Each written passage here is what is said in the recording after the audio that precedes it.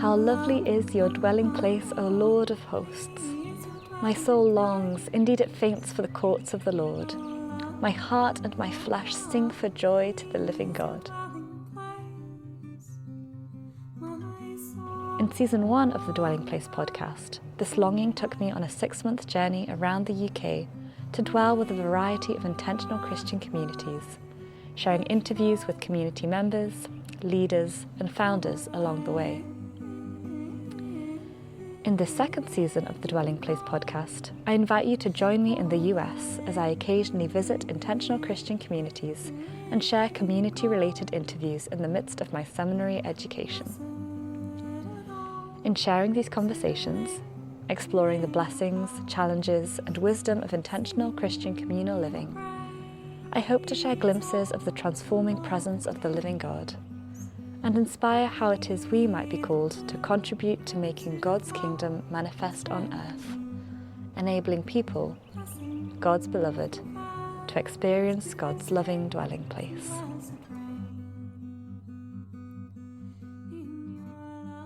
I'm Daniel Abbott. I'm actually from the Detroit, Michigan area. Live in a community just outside of Ann Arbor, which is about 35 miles west of Detroit. I was born and raised Catholic, baptized as an infant, was an altar boy growing up. Really kind of an odd kid because I actually liked catechism. And, just as I grew up, I really felt God in my life. And so then around 14, my parents got divorced. And I ended up getting kicked out from my mom, my sister and I both, and I went and lived with my dad. And my sister eventually ended up back with my mom soon after. And we ended up, my dad and I rented a duplex, and the landlady there invited me to go to church, to youth group. And it was at an Assembly of God church, and I really came out of my shell because there was people very on fire for their faith there, and I really liked that.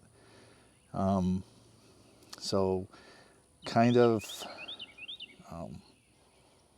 started reading the Bible very intensely, and as I grew in my faith at that young age, I think my parents were a little amiss at how I was pretty overzealous for my faith. And so for about 2-month stint, I was actually put into a children's mental institution, yes, which was super, I guess, traumatic for me at the time. And I was in 8th grade at that time and in a Catholic school. And fortunately... Is that around 14? Yeah, 14. And my counselor there, fortunately, was a Christian man, which was really cool. And I mean, I'm dating myself, but I used to just listen to Christian records, and yeah, I guess I was kind of just an odd 14-year-old kid. And then I would say my faith journey has kind of remained, I'm always seeking and always looking for, I think the best way to put it is you had put it the other day, is looking for a place where the kingdom of God resides on this earth the most. And so I began my quest for intentional community mostly online and through websites, and just started exploring what it would be like to live and work with the people I would go to church with. And this was later in life? Yeah, this was like in my 20s that I started really having that desire. No matter what, like, it just didn't seem like church was enough for me, like just going on Sundays and Wednesdays. So I guess it was 2014 that I started my exploration of faith communities. I was at a community in Chicago called Jesus People USA, and went through a discipleship program there for like 4 months. And this was a community where they lived in an old hotel building that was like 10 stories high, and the upper 2 floors were for seniors, and then the rest of it was for people like pretty much right off the street. So it was a pretty heavy street mission, soup kitchen type thing. It was just a place where you could go and be ministered to, but also really strongly help to encourage other people wherever they were in their life. I did like that, but I found out about Koinonia Farm from someone there. And ironically, when I first came here, that same person was here. Yeah, wow. It was really weird. And so I spent like 3 or 4 months here as an intern. And when I left here, it was to seek and go to kind of do the tour around the United States. And I went to like 4 or 5 other communities, but they didn't turn out to be Christian much at all. So like, I guess that was kind of discouraging. It was discouraging how few there really were that I could find. And, 10 years later, I find myself back here and at Koinonia Farm. And I think the reason that I'm content here is because I have not experienced the love and the study. The study sessions are definitely my favorite part. We have a pretty wise group and that likes to discuss stuff, and quite a few other people that are my age, and so we really have some really deep, good study sessions. But yeah, I'm just like, I left a job to come here at Costco, and so like they have this thing called the Costco culture, and it's basically high stress, very militaristic, I would call it. I might mention that I spent 10 years as a police officer too. So I got to see a lot of the ugly in life and a whole lot of negativity. That's why I finally ended up leaving that field. I wasn't cut for the mold to do it for 25 years.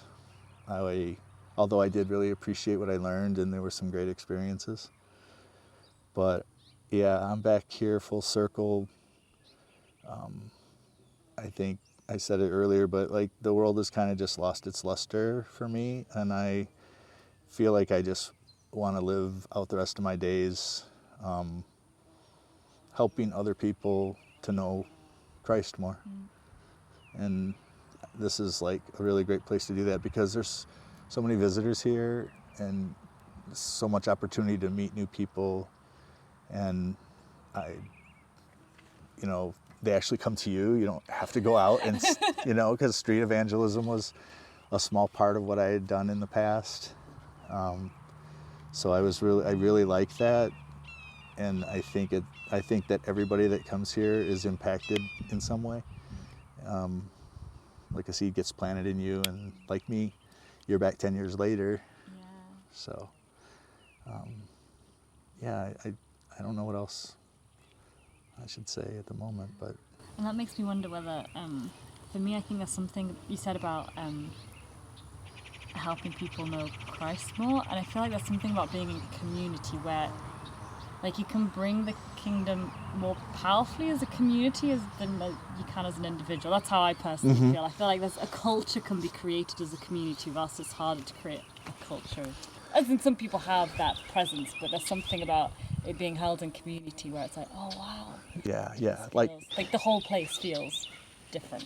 Like agriculturally, they term it a demonstration plot, and I think that's what Koinonia is. It's like it's always been since 1942, just trying to be an example of what true Christians living together and but still not unto themselves, but reaching out to the world at the same time. And then there's also that verse that's always forefront for me, that Jesus said that he was the way, the only way to the Father, that no one gets to the Father except through him. And he's the only one that ever said such a thing in any faith. Some people might call it arrogant, but I think of it as the truth.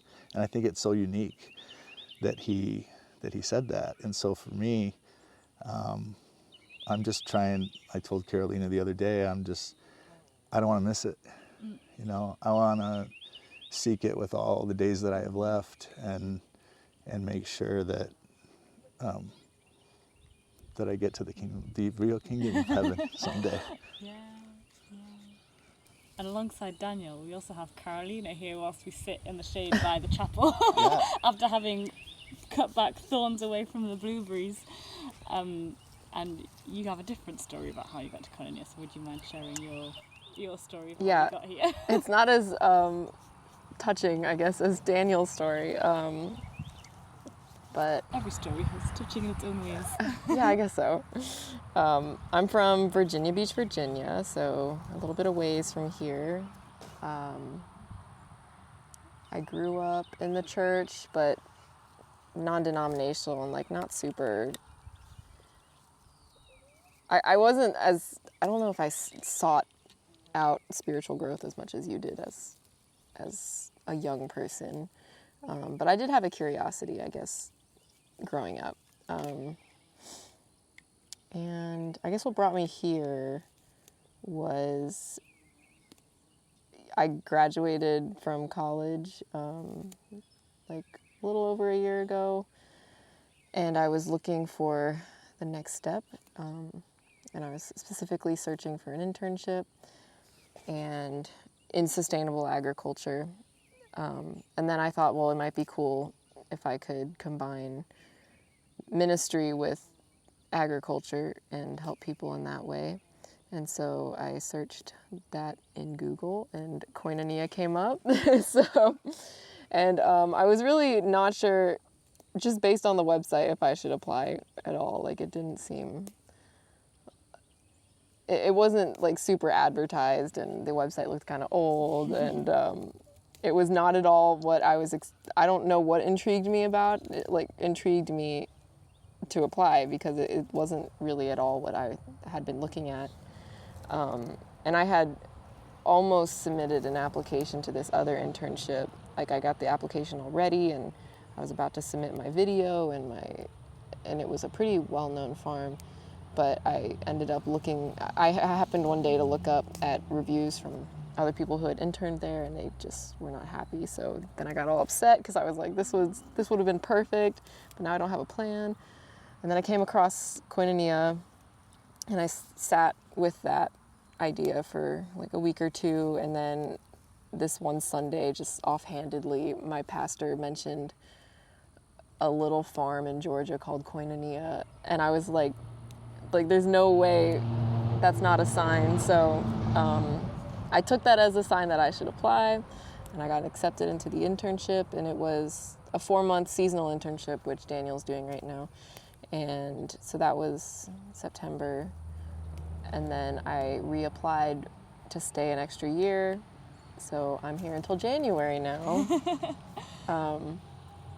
And I never would have thought that I would make that decision, so that's how I'm here. Yeah, and you also mentioned that comes from a place of not quite knowing where you want to be, or felt I don't know, your med school kind of story. Yeah, I had not planned on any of this. Like going into college, I thought I was going to go into medicine. Then halfway through college, realized that maybe that's not something I'm called to do.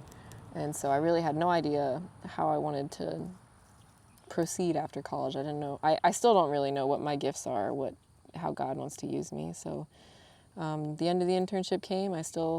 I had been hoping that during that 4 months I would have some sort of revelation about what I was supposed to do. But I think the fact that I didn't really have a revelation, or the fact that I wasn't feeling pulled anywhere else, I kind of took that as like maybe I should just continue on here. It feels good. I like what I'm doing here. I feel happy. And so, yeah, I guess that's all. Because you mentioned that the fact that Koinonia as Christian was kind of like a bonus thing. Yeah. For sustainable agriculture. Yeah. And how have you found it spiritually being here? Well, yeah, because we're ecumenical, which like means we're not necessarily just a Christian community. It is predominantly Christian, but we accept people of all faiths, and which I really enjoy hearing everyone's different views on faith, because I think there's many different ways to practice Christianity, but then also just go through life. But for me, yeah, it has helped me grow in that I'm reminded, like, it's not just a 1 day a week thing, like it's worked into your life. Like I'm reminded every day of how I can be working, and how I can be loving people every day. And it also, I think you're right that practicing Christianity in a community adds another level,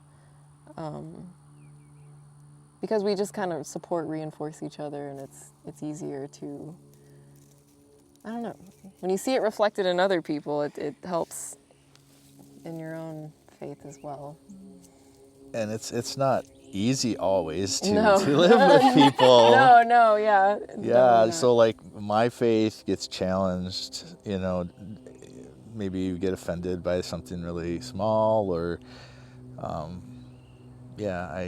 I really think it really helps you exercise your faith, and in a very practical way. One thing that we talk about a lot in the internship is humility, and how important humility is in being a community. So yeah, every day I am like forced to practice humility, and I think that makes me a better person. Yes. Yeah.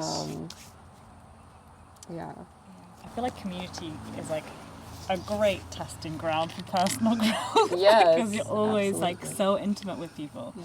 and always confronted. I think, like, for me, when I was in Costco and doing the daily grind every day, and I had 2 jobs. I also was with Visiting Angels, taking care of people in their home. It was a company that did home care. And I think just doing the daily grind every day, it was hard for me to maintain my faith walk because of just all the stresses of daily life. And here, I could definitely say I work as hard as you would out in the world, for sure. You have a lot of opportunities to serve here, but it's like more rewarding because, we have a prayer bell that goes off 3 times a day, and we're supposed to stop whatever we're doing and just take a moment and reflect. And I think that's a good thing. And I just, it's like hard to describe the joy that you get from being surrounded by the things of God, and the land and nature, and the peace. There's a lot of peace here, surprisingly so, because we all live in a common house. We share a bathroom with one other person. The interns. The interns. And it's a lot quieter here than you would think, because we have our study sessions, and we all have time to read and study for the next day. And So for me, that was very surprising. I thought it was going to be a lot more noisy here, but it's not. And everybody tries to respect the other person. You know, television is at a very low point here, which I think is a good thing for most people, at least for a season in their life. So they're kind of forced to really do a lot of, is it introspection, or, you know, looking within and trying to, you know, see your own soul and what it's made up of and how you can grow it. And yeah. And in pruning blueberries, we were also talking about like the wanting to grow in the trust of God writing our stories. And would you say that being in community has like helped you in that? Well, I had a thought when you talked about like the blueberries, or we have a lot of grapevines here too, and pecan trees, but just how when you're pruning a plant, and like I don't know, in some ways I felt like I was completely wrapped in briars, you know, like just overcome, and you know, the Bible talks about, you know, Christ pruning the vine, and so that we can grow healthier. So I look at it like my life was, you know, being pruned, I suppose, by the pruner, and yeah, it's really a wonderful comparison, because without pruning, we wouldn't have the productivity that we do from our plants and trees. So Yeah, I definitely, when I took the 4-month internship, it was like, I was just doing that for 4 months. I kind of described it to people when I first took the internship as like, this will be my gap year experience, like where I'm just kind of doing my thing while I try to figure out what job I'm gonna get next.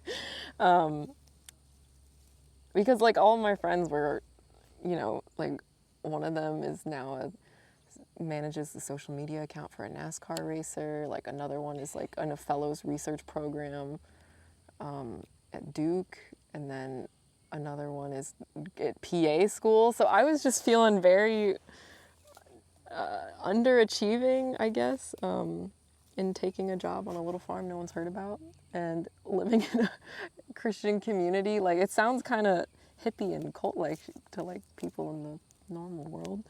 So yeah, but I mean, like, even just accepting the internship was really helpful for me in being like, okay, I feel like this is what God's telling me to do at this moment. I don't have anything else planned down the road, but it's like another exercise in just trusting that He will open the doors when they're meant to open, and that hopefully I will have the discernment to see when He is telling me to walk through a different door. And so, yeah, and then being in community, like, you can't plan for everything in community. Like, we come out with a schedule once a week, but it always ends up changing, and like different needs will pop up, and you can't anticipate a lot of things, and other service opportunities pop up, and yeah, so I guess it is helpful in showing me that I won't be able to plan for things, and I need to be content in just serving God where He has me at this moment, and not be constantly thinking about where does He want me to go in next year or in the future. I don't know if this answer it's going in a lot of different directions, and I don't know if I'm making much sense, but I wanted to also add that we do a spiritual practice called Examine, and for me, that's like one of my top times during the week. It's where we each pick what gives us life and what maybe feels like life is drained more from us, either like we call it a consolation and a desolation. So I think that's a super healthy practice, just on an individual level, but also on a community level. It helps you grow yourself, and it's not a counseling session. They try to avoid that, but it is a time where you can kind of open up and you can get to know other people better by that. And I think that's just a really nourishing part, and a part that I look forward to every week, just seeing what gives people life. Yeah, I mean, that's just a thing the interns do. We meet once a week. So we grow really close as an intern group. I think it would be helpful for all people in the community to do that. Exactly. I think we do need to check in with the members as well. Because how does that, I don't know much about how the interns work, so how, you've mentioned the study program, which you mentioned for you was like the best thing, and now this like shared practice. How often do you meet? How often do you study? Like, what does that look like? I think our study sessions work out to be at least a couple hours a day. Oh, okay. Oh, well. Yeah, I mean, like an hour in the morning, and then we have stuff in the evening too, but it's not an actual study session, but it might be like a video that we watch or something and discuss as a group. Yeah.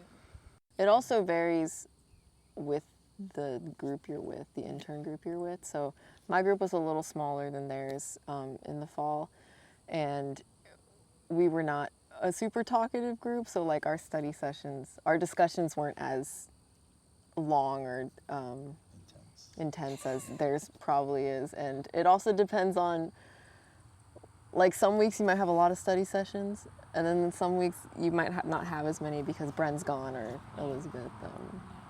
Where do they fit in the morning then? Like just before? Right after chapel, Yeah. yeah, which is a really good time to do it. And then after that, we go to our work day. Yeah. So, and that's what's nice is, we might work, say 3 hours, 3.5 hours, and we'll have lunch together every day, Monday through Friday. It used to be more, but after COVID, it's like we used to have dinners as well together. Okay. We still do. We still have dinners, but it's in each of our houses instead of in the big dining hall with everybody together. But yeah. And who runs the study? Because that's quite intensive teaching for the person who runs the intern program. Yeah, our director runs it. She does an outstanding job because she doesn't exactly teach a lot. She actually just knows how to ask the right questions, and it really opens us up as a group. So I like her style of teaching. I think, yeah, it doesn't feel like you're being spoken to as much as just encouraged. Yeah. And the exam and practice, you do that together every evening? Or? Once a week. Once a week. Yeah. Once a week.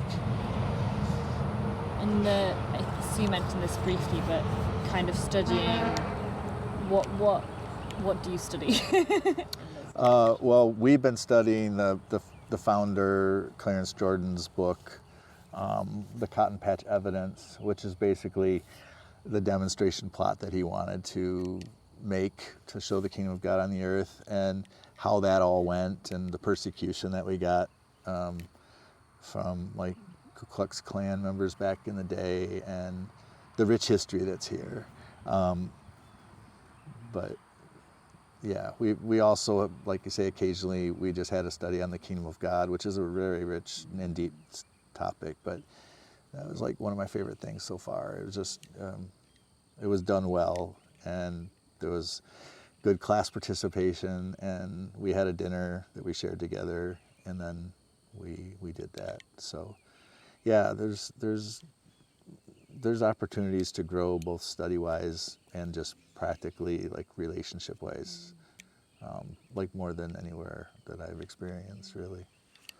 And you're back for a 1-year internship, and so do you still have study and? Yeah, it looks different. So there's one other year-long intern, so we kind of do study sessions together and separate from them. But yeah, like right now we're reading a book called Blood Brothers by Elias Chacour. He grew up in Palestine, and it's just very relevant with everything that's going on over there. And so I can't tell you what he does. I think he has some role in the peace efforts between Palestine and Israel. But so yeah, we're reading that. Like we do like a chapter a week, and we'll meet with Bren. So we don't meet as often as they do. It's less intensive, but so yeah, we'll meet like once or twice a week to discuss what we've read. And then we also meet once a week to watch. We're working our way through The Chosen. I don't know if you've heard of that show. Yeah. So, which is fun. So we'll just watch an episode of that, and then we had just, there's like some questions she'll ask us afterwards, and we'll just reflect on what we watched. So, yeah, it's a nice way to keep thinking about faith, and well, not just faith, like justice and like equality, love. So it grows you in more than just, like, it's not just work on the farm, which is nice. Yeah, and I guess that contributes to a sense of communal identity as well, and knowing that like people have gone through the same program, and that you all know the history of Koinonia. We've all kind of read this book, and I guess that helps root it in its history and its Christian roots as well, versus just turning up and working on a farm. Yeah. We're also going through the civil rights documentary called Eye on the Prize. And that's been really enlightening for me, because you know, I didn't know, even at my age, all that was involved in, you know, the civil rights era and all the terrible persecution that happened and the unfairness, and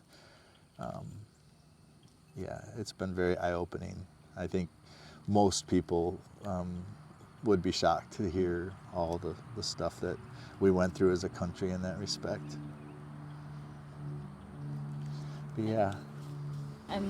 Daniel, you mentioned how you'd like to stay beyond your internship, and you said something like that there's a lot of love here, or you haven't seen a place with as much love, and I wondered whether you could expand on that or have examples. Well, yeah, I guess as a group, I came and had about 6 other people with me 10 years ago, and it was very much the same. I really enjoyed it then as well. But coming back this time, I'm not on the intentional community circuit like I was before. I'm more set that I know that this place offers me amazing ways to grow, and so I think just personally, with the struggles that I've had going through a divorce recently, this place just offers little judgment, if any, and I really love that part of it. It really is an environment where it's healing. It's extremely healing, and people truly do care what you're going through. And then at the same time, you know, I have an opportunity to I've never been a heavy pruner. I'm actually biblically a pruner now, and I'm also a shepherd. I'm helping to take care of sheep and stuff I never ever would have had a chance to do. So it's I like that. I think it's healthy. It's definitely at times out of your comfort zone and what you're used to doing. But I think that it's just an environment that is peaceful, nurturing. Yeah, I don't know. Can you add anything as far as that goes? In terms of feeling loved here? Yeah. Or I just feel like, I don't think there's a lot of judgment here, which is nice. I can honestly say I get along with everyone here, which means a lot to me. And even we constantly get new people. Like the CSAS program, Come Stay a While and Serve. We'll get new people every few months, and every time I'm always blown away by how much I like these people. And I think part of it is the farm attracts a certain quality of person who's wanting to work and wanting to experience community. But everyone's just so, something one of the CSASers said the other day was she was just surprised at everyone's desire to serve each other And like I always feel like someone's got my back on the farm, like, and I don't know, it's not perfect by any means, like, you know, we're all humans, we spend a lot of time with each other, but yeah, you do feel the love at the base of it all, which it's hard to explain without feeling it. But yeah, I hope that people get the sense of feeling welcomed when they come, and that we all come from a place of just wanting to love. And we also have a lot of opportunity for your own individual time too. So it's not just all class and work, but you have a lot of time. You have time that you can be by yourself, and which I think for everybody is healthy. And what's doing whatever you want to do. Plenty of places to take nature walks. It's nice, like one night, me and one other older gentleman went for a walk, and it was just pitch dark out, and we just stopped alongside the road and just listened to all the nature around us, and it almost felt like you weren't really on this planet anymore. It was just so, it was euphoric in a lot of ways to me. Just, yeah.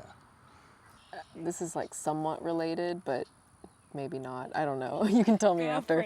But I think probably one of my most favorite things about the farm is that I am put in contact with people I wouldn't normally come in contact with in everyday life, and I can forge friendships with them. Like, as a 20-something-year-old, I wouldn't think that I would have a bunch of friends who are in their 60s, but I do. Like, wait, I'm not there yet. You're not. I know you're not. And also, like, living with people who aren't my age and who aren't, may not be my same faiths. They're definitely not my same background, and learning to appreciate and love everyone for their unique qualities. It's just been a really good experience. And a lot of times I don't really care what I'm doing, like what type of work, even if it may not be my most favorite thing. As long as there's someone to talk to on the farm, like it can be a really valuable time. And I really appreciate that about Koinonia. And I think it's important to mention too that we don't just live unto ourselves, because we have in a way several outreaches that we do, but one of them is the food bank in town, and we all have a day or two where we will go there and serve packing food boxes for the needy, and then distributing them on distribution day, which is my favorite part, because you get to see the culture of this area and get to meet the people and help carry their stuff to their car, and it's just real gratifying for me. And then, like, we have a community church service coming up where many pastors from many different churches in the area are going to come here on Monday, Thursday, the day before Good Friday, the foot washing day, and as some might call it. But we are, I don't think we're doing foot washing, but we are going to have a church service, and then that's followed by a meal that we're going to serve as interns to the big group. And so yeah, like people do get to know about this little place called Koinonia Farm in ways in the community around us. And I think that's really a good thing, because I wouldn't feel comfortable if we just like lived unto ourselves. Yeah. And even if we do a lot of service on the farm, and we may not be going out into the community as much as people may think, we are a demonstration plot. And so just keeping things going on the farm so that we can continue to just show people what life can be like, or like you can live in a community and be in harmony, I mean, as much as a community can be. I think that's such a powerful witness, and I think that's what I love so much about intentional Christian communities, that just by virtue of being, they are being witnessed. And I think back to the history of Koinonia and just how they were a witness to how interracial living is possible. Yeah, it's really a miracle that it's still here, really, with all the stuff that's happened. Yeah, it feels like God's really had his hand here for so many years. I mean, gosh, over 75 years now. Yeah, it's an amazing place. Yeah, I'm aware of your time, but I think we could just end with maybe a hint of what is more challenging, like community life is difficult. So just like on a practical note, maybe just a little thing which you find more challenging. But then also, what do you feel has been the greatest blessing from your time here or just this place? You want to go first? You want me to? Because I can go. Do you have something? Yeah. Okay, you go. So for me, I tell everybody that getting up for me is the hardest thing I do all day. It's true. It is true. He has a hard time getting up in the morning. Yeah, I'm just not at all a morning person. So one of the biggest draws that brought me back was just being able to start my day of, if I have to start it, it's going to be in chapel, you know, and closing my eyes and meditating, and it's just a wonderful way to wake up every day. It's 8 a.m. So Yeah, it's not that early, but it's yeah, still early. It's yeah. still early because you have to have your breakfast before. And Yeah. So that's. What was the question again? I'm sorry. Challenges and blessings. Yeah. So I guess that really helps. It challenges me obviously, but it helps me. It's a blessing in disguise, and yeah. I think I had something else, but I'll think of it in a minute. Okay. Challenges. I think probably the biggest thing for me, and like, I guess it's a blessing in disguise, is like I'm a planner. I like having things. We get the weekly schedule, and like I want that to be what it's gonna be. I like knowing what I'm doing the next day, like the day before. But there's things that come up. Plans will change. Like I may think I have free time at this part of my day, and then I get asked to do something else, and like just things won't always go to plan, which is probably good for me because I need to not be as structured, and life isn't structured, and and a lot of times it kind of gets me to reflect and be like, okay, no, I need to do this with joy, like, and it's really made me want to be more generous with like my time and my resources. But yeah, that's probably the biggest challenge for me. But Yeah, I think for me a challenge sometimes, even though, well, I started out as an extrovert, but I think as I've gotten older, I've become more introverted where I really enjoy my own time to myself. But I think here you're forced, in a sense, to build those relationships, and I think it's a very healthy thing. So like, you know, instead of me getting home from work and turning on the TV and pretty much wasting my whole life, I do things with intention, and I think that it's healthy. I think that it is what Christ would want. I mean, life is built upon relationships and helping other people, and you have such an opportunity to do that here in whatever way you desire. You know, there's a lot of freedom in that respect, and I really like that. It's not I've been in a few communities that were very cult-like, and this has never felt that way for me, because there is that freedom and flexibility, and I just, it's just been a very healthy thing spiritually and just on a personal level. It's just the number of people that come. I think last year, didn't they say we had like 1,400 visitors? I don't know, but yeah, I maybe want to, like, you asked for blessings. Maybe, I don't know if this is a blessing, but, well, yeah, it is. All the people that come here, and especially the CSASers, and like having to say goodbye to them is so hard. But just meeting having the opportunity to meet so many people and getting so many different perspectives on life. So you're definitely thinking more outside of yourself. You don't have as much time to think about your own, I don't know. I don't know what I'm saying, but Yeah, like even at my best with church, you know, it was the same group of people all week long. And you'd have your cliques, of course. Like attracts like. Yeah, and here it's just like, you know, it's just such a variety of people, from so many different walks of life, and needy people in their own ways, however that is, and trying to tune in and trying to figure out how best to minister to people, and encouraging other people, to me, like, helps encourage me. It's how I stay fueled. It makes me feel good, you know, about my walk. And yeah, there's just such a plethora of ways to serve people and love people, and so many different people that I would get to meet and see that it'd really be hard to do, no matter how active you were in church, I think. Yeah. So yeah, that's why I feel that this is a place you can truly, it's my home away from home for sure.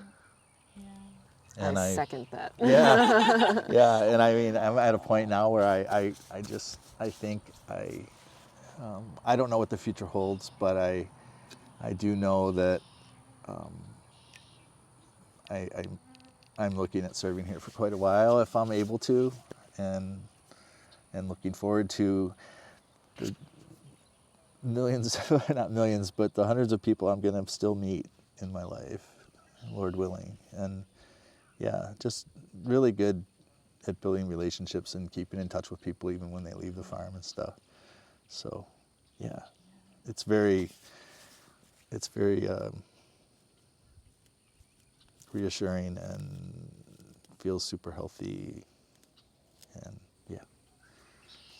I can feel my heart smiling because, like, all the things that you've said are all the things that I really believe about intentional Christian community, and I've also experienced. I'm like, yay! Like, these people get it too. So I'm currently out of community, being in seminary, and like when I talk about intentional Christian community, people are a bit like, kind of interested, but also like, is it a cult? Yeah.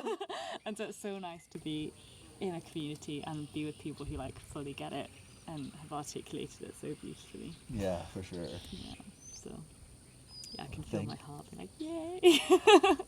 Thank you, and I hope everybody listening is encouraged too, because yeah, whoever you are out there and whatever you're going through, you know, God has a plan for your life, and you know, hopefully we get our lives aligned in that plan sooner than later, so that we don't waste our life away, you know, doing things that maybe in 100 years won't have the same value. And that's kind of how I'm looking at it. Just trying to be right alongside Christ in the best way that I can, and walking through the doors that he opens, and meeting the people he wants me to meet. And yeah, it's just, like I said to Carolina the other day, is like just letting God write your story. You know, there's a piece about that, and I know that the world tries to teach a lot of stress in the planning thing and what the future holds, and trying to put yourself in the right place at the right time. But it's just, it feels really good to just have that, to kind of de-stress, you know, and that's what I've experienced here. You know, out there, for me, it's nothing but stress and a lot of disappointment, I guess. But here, you know, not saying that there's not that at times, but you really do grow in intentional community. So I hope that everybody at some point in their life would actually try to see what it's really like, and just, even if it's for just a couple weeks or something, because you don't really know what it's like until you do it. Agreed. Yeah. Agreed. And on that note, we can maybe say goodbye. It's 5 o'clock at the end of the day. Thank you. So much. Yeah, thank you, everybody.